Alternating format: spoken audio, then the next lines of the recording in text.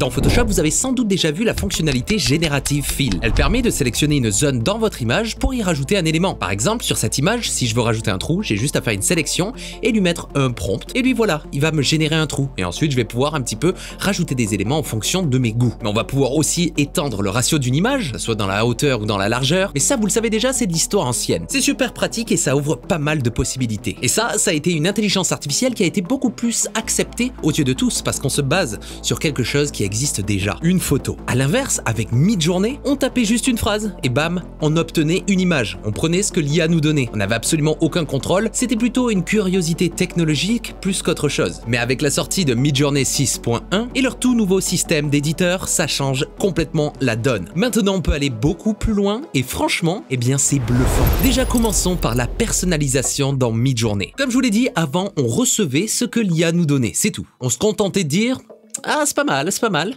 J'aime bien l'idée et peut-être que je vais le refaire dans mon projet, ça peut être intéressant. Mais aujourd'hui, on peut littéralement influencer l'IA avec nos goûts personnels. Mais alors, comment ça marche? Midjourney vous propose de noter des paires d'images. Il va vous montrer deux versions d'une image ou alors des images complètement différentes et vous, en faisant soit un ou deux sur votre clavier de PC ou alors en sélectionnant sur votre téléphone, vous allez pouvoir choisir l'image qui est le plus sensible à votre goût personnel. C'est plutôt simple. Le but, c'est d'apprendre donc à l'IA ce qu'il vous plaît. Plus vous allez noter d'images, plus l'intelligence artificielle va s'aligner avec votre style artistique. Et c'est là que ça devient hyper intéressant. Grâce à vos notes, Midjourney génère un code perso. C'est un peu comme une empreinte digitale de votre style. Quand vous utilisez ce code, l'IA sait exactement comment produire des images qui collent à votre vision. Du coup, fini les prompts interminables, les résultats complètement à côté de la plaque, à chaque fois, vous avez une image qui vous ressemble. Par exemple, moi, j'ai noté plus de 4000 images. Je fais ça tranquillou le soir, en train de regarder les infos comme ça, et je fais ça, je kiffe, ça, je kiffe. Pas de ouf. Plus vous notez et donc plus l'IA affine votre profil artistique. Et les résultats, franchement, eh bien ça change tout. Si vous avez jamais utilisé Midjourney et que vous voulez peut-être commencer à l'utiliser, eh bien avant de commencer à créer des images et donc à utiliser des crédits, je vous conseille de faire donc cette personnalisation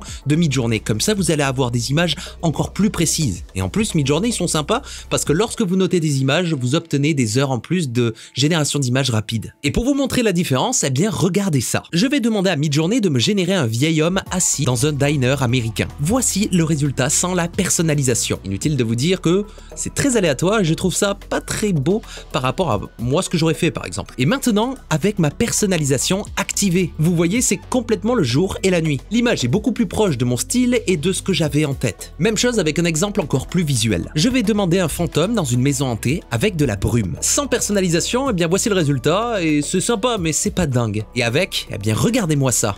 On ressent qu'il y a quelque chose d'artistique beaucoup plus aligné et précis. Et surtout, ça me correspond parfaitement dans mes goûts. Depuis que j'utilise cette personnalisation, mes images que je génère sont beaucoup plus inspirantes pour mes projets perso. Bon, ça c'est sympa, mais ce n'est que le début. Parce que forcément, là c'est juste un alignement sur nos goûts personnels. Mais il n'y a pas encore ce degré de contrôle qui permettrait à ces technologies de réellement être un outil de création. Encore une fois, ne grincez pas des dents. Je n'encourage personne à utiliser les IA. Je vous explique un petit peu comment on les utilise et pour vous montrer un petit peu, hop, la route que ça prend un petit peu tout ça. Mais ça, c'est que le début parce qu'il y a encore deux fonctionnalités qui vous rapprochent encore plus d'un contrôle total de votre image. Parce que pour le moment, c'est sympa, on arrive à avoir des images qui nous plaisent, mais ce n'est pas encore du contrôle. Voilà pourquoi je vais vous parler des SREF. Alors, les SREF, c'est quoi? Midjourney, au fil de ses évolutions, a accumulé une gigantesque base de données de style artistique, mais aussi de choix de personnalisation. Voilà pourquoi il nous donne aussi des heures gratuites, parce qu'au final, on les aide à construire une IA encore plus parfaite en fonction des goûts des utilisateurs. Chaque style est représenté par un code unique qu'on appelle un SREF. Il en existe littéralement 1 milliard. C'est un code donc qui va partir de 1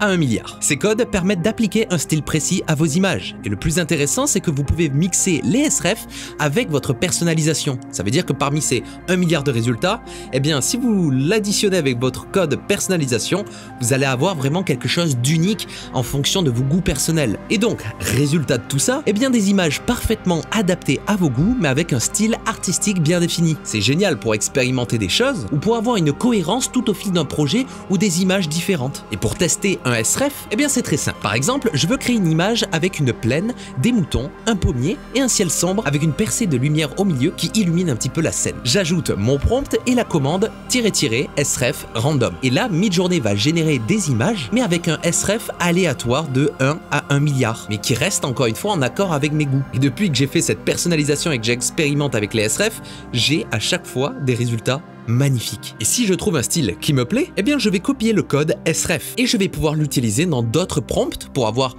la même cohérence globale de style. Par exemple, au lieu des moutons, je vais demander des moines en cape longue marchant vers un château de nuit éclairé par la lune. Et voilà, j'obtiens une cohérence visuelle tout au long de mes générations d'images. Ça, c'est une fonctionnalité super intéressante, notamment pour les créateurs qui veulent une cohérence visuelle tout au long des générations d'images pour par exemple se donner une idée à refaire en 3D par exemple. Mais ce n'est pas fini, parce que vraiment l'élément le plus important de toute cette mise à jour de Midjourney, eh bien, c'est ce que je vais vous montrer maintenant. C'est la puissance de son éditeur à la manière de Photoshop. Et préparez-vous parce que c'est une grosse dinguerie. Ah, et si vous voulez expérimenter un petit peu avec toutes ces technologies d'IA, que ce soit Midjourney, Flux, ChatGPT, mais qu'il y a beaucoup trop de choses, c'est trop fouillis, il y a trop d'éléments, d'abonnements, eh bien j'aimerais vous parler du sponsor de la vidéo d'aujourd'hui qui s'appelle Mammouth AI. Ils m'ont contacté et je trouve que ce service est vraiment très intéressant. En fait, pour un abonnement mensuel, vous allez avoir accès à bon nombre d'intelligences artificielles disponibles sur le marché. Vous allez avoir accès à la version O1 de ChatGPT par exemple, ou alors GPT-4o, Midjourney, Stable Diffusion, Flux pour faire des générations d'images, et même expérimenter avec d'autres IA de LLM comme Gemini, Claude ou Mistral. Vous allez avoir toutes ces IA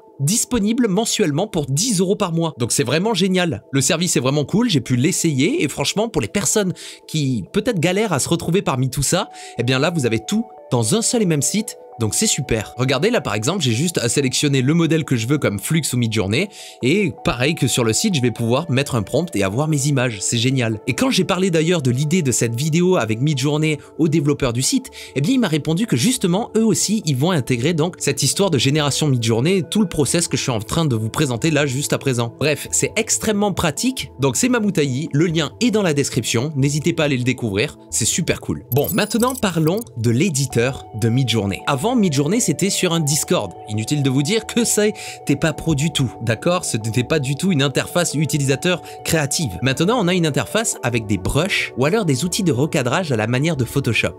Et là, ça devient très intéressant. Imaginons par exemple, j'ai fait cette simulation d'image avec donc ma personnalisation d'activer et un SREF précis, mais je veux rajouter des éléments dessus. Eh bien, je vais pouvoir sélectionner la brosse et dessiner des zones un petit peu pour faire ce qu'on appelle de l'in-painting. Je vais pouvoir ensuite mettre un prompt précis pour faire une génération que sur cette zone-là. Ça veut dire que toute la zone autour sera conservée, mais je vais avoir le contrôle précis de chaque élément à chaque endroit. Et ça débloque vraiment quelque chose d'intéressant, qui est de faire une sorte de collage pour pouvoir rajouter donc des éléments en fonction de nos goûts. Et c'est là où je pense que la créativité et l'expression artistique peut se faire. Mais ça va fonctionner aussi avec d'autres images. Par exemple, je vais pouvoir importer des photos à moi pour en faire des améliorations, des recadrages, des ajouts d'éléments. Par exemple, regardez ici, eh bien, je me suis pris en photo avec un éclairage précis. Je voulais qu'il y ait une rim light bleue provenant par exemple de la lune, mais aussi un éclairage rouge parce que je voulais des bougies qui m'éclairent par le dessous. Bien, regardez, j'ai juste fait une sélection dans Photoshop et ensuite j'ai demandé à Midjourney de me générer une scène d'une église avec des bougies. Et ensuite, moi, j'ai pu sélectionner des zones pour avoir des bougies qui convenaient un peu mieux, lui demander un bokeh spécifique, un peu tournant, en rajouter de la fumée. Puis ensuite, moi, je suis allé sur le site Magnifique pour faire de l'upscale de détails et regarder l'avant-après, c'est incroyable. Et ensuite, j'ai recombiné le tout dans Photoshop. Donc, vous voyez qu'en combinant plein d'outils, un peu à droite et à gauche, on peut commencer à avoir un contrôle vraiment génial et avoir une image, eh bien, en fait, que j'ai voulu depuis le départ, avec cet éclairage. Donc, c'est ça qui est bien. Si vous avez une sorte de identité visuelle, une culture aussi de l'image et de la lumière, eh bien vous allez pouvoir guider l'intelligence artificielle en fonction de vos goûts perso. Moi je trouve que ça commence vraiment à être un workflow qui peut être artistique, on va dire. Encore une fois, s'il vous plaît, ne tapez pas dessus dans les commentaires, soyez respectueux et écrivez ce que vous pensez, d'accord? Mais en mon sens, ça commence à être le cas. Donc ça c'est génial, mais on va pouvoir aussi donc étendre les images sur la hauteur, sur la largeur pour avoir des ratios différents. Extrêmement pratique. D'ailleurs maintenant regardez, ça marche aussi avec les vidéos, mais ça je vous en reparlerai dans un prochain projet. Il y a aussi quelque chose d'extrêmement intéressant, c'est la fonctionnalité retexture. Dans retexture, ce que je vais pouvoir faire, c'est par exemple faire un rendu 3D très basique sur Cinema 4D. Alors imaginons, je fais cette petite scène, ça va être littéralement du blocking, c'est bloquer des éléments à droite et à gauche, par exemple, des éléments rocheux, des formations géométriques, une rivière, enfin plein de choses. J'expérimente là, je sais même pas encore ce que je vais faire pendant le tournage, mais vous êtes en train de le voir à présent. Et ensuite, moi, je vais faire ce rendu de mon logiciel 3D en irradiance. Ça veut dire qu'il va y avoir qu'une seule et même texture avec juste l'information des reliefs et des formes. Puis je vais prendre ce rendu et le mettre dans retexture de Midjourney.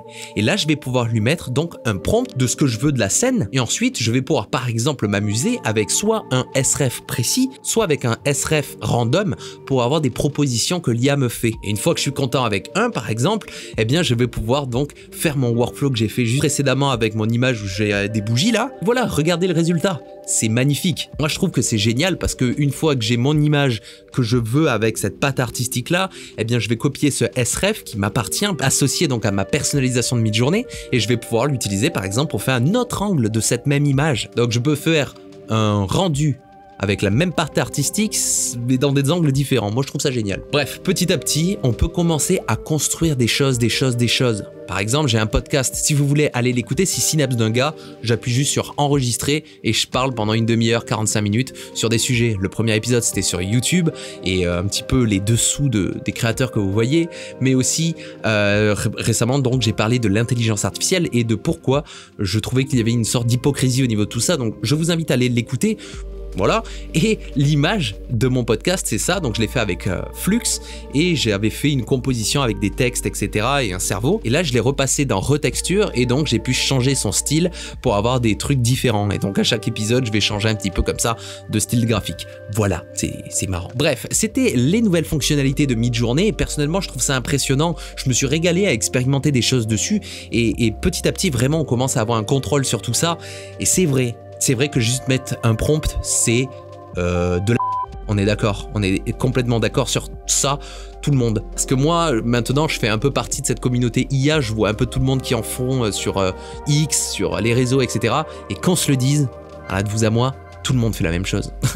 Tout le monde fait la même chose et rares sont ceux qui vraiment tirent leur épingle du jeu. Voici des profils sur X qui font des choses incroyables. D'ailleurs, c'est souvent des femmes qui ont des sens aigus artistiques. Les mecs qui font tout le temps de la même chose, c'est tout le temps des meufs bonnes ou alors des trucs un peu chelous. Bref, voilà. Mais j'espère que vous avez apprécié cette vidéo parce que, encore une fois, que vous soyez pour ou contre, je pense que ces vidéos doivent exister, doivent mettre en lumière un petit peu vers où on avance.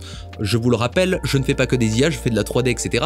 Mais je m'intéresse beaucoup à ces choses-là parce qu'elles ne vont pas disparaître du tout. Être contre ne les fera pas disparaître malheureusement non plus. Donc je préfère avancer avec elles, m'informer, ne pas plonger 100% dans ça, mais expérimenter un petit peu tous les angles pour essayer de former une seule et même chose qui peut être un peu plus respectable que de mettre juste fais-moi un truc moche comme ça, bam bam bam, sur Discord, ok? Essayons de placer des éléments, avoir une vision artistique, développer des styles personnalisés avec des sref, de la personnalisation d'IA, enfin bref. Voilà, moi je me régale en faisant ça, ça me permet de m'exprimer d'une autre manière et je trouve ça plutôt excitant quand on a fait plein de médiums comme la peinture, la sculpture ou alors même de la 3D pendant des décennies, eh bien c'est quand même amusant d'expérimenter avec de nouveaux outils. Donc j'espère que vous avez apprécié cette vidéo, n'hésitez surtout pas à aller voir Mammouth AI parce que c'est un service vraiment génial, je suis surpris de la qualité du truc, donc n'hésitez pas à aller découvrir ça pour expérimenter vous aussi à moindre coût des outils d'intelligence artificielle. Le lien est dans la description, merci à eux d'avoir sponsorisé ma vidéo parce que ça m'aide énormément en tant que créateur de contenu d'avoir des sponsors comme ça. Et nous, on se retrouve très prochainement pour une nouvelle vidéo, c'était Atom, ciao.